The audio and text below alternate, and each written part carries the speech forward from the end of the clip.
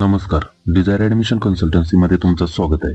या व्हिडिओमध्ये आपण तेरणा मेडिकल कॉलेज मुंबई, जे की प्रायव्हेट सेक्टरमधील टॉपचं MBBS कॉलेज मानलं जातं।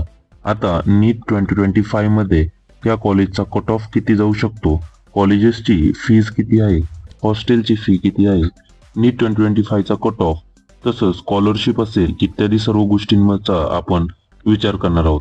आता रिझल्ट लागल्यानंतर सीईटी सेलद्वारे काउन्सिलिंग सुरू होईल व यामध्ये दोन प्रकारचे कोटे असतात।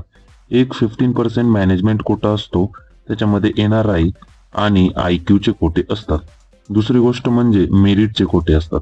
आता मेरिट ही पूर्ण गव्हर्नमेंटच्या सीट्स असतात।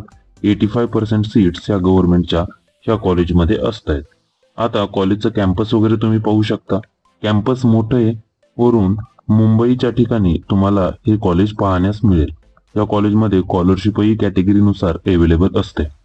आता तेरणा मेडिकल कॉलेज फी स्ट्रक्चरचा तुम्ही विचार केला, ही फी स्ट्रक्चर असणारे तुमचं 1 वर्षाचं MBBSचं।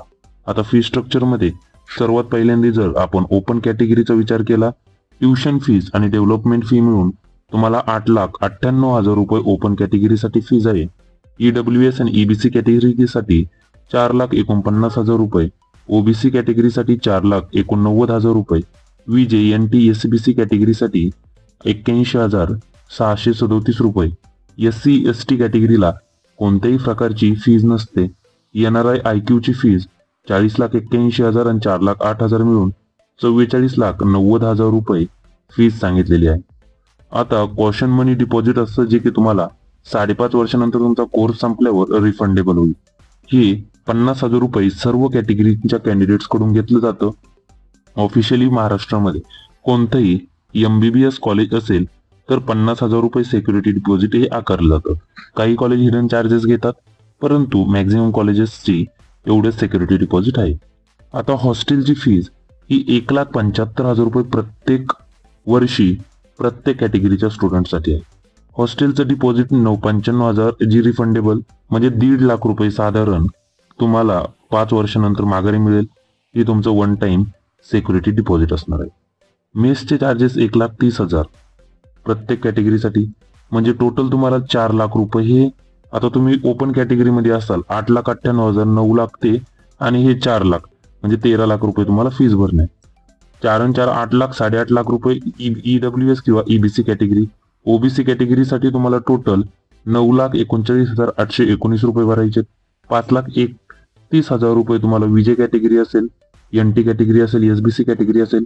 4,50,000 रुपये तुम्हाला SC ST कॅटेगरीसाठी, आणि 49,40,000 प्रत्येक वर्षी तुम्हाला NRI किंवा IQ साठी या कॉलेजमध्ये पे करायचे। आपण कॉलेजचा कट ऑफचा विचार केला, तुमची जर SC कॅटेगरी असेल तर आपण इथं जी सांगितलंय ते ऑल इंडिया रँक, 1-2 ते 3 दिवसामध्ये नीटचा रिझल्ट येईल।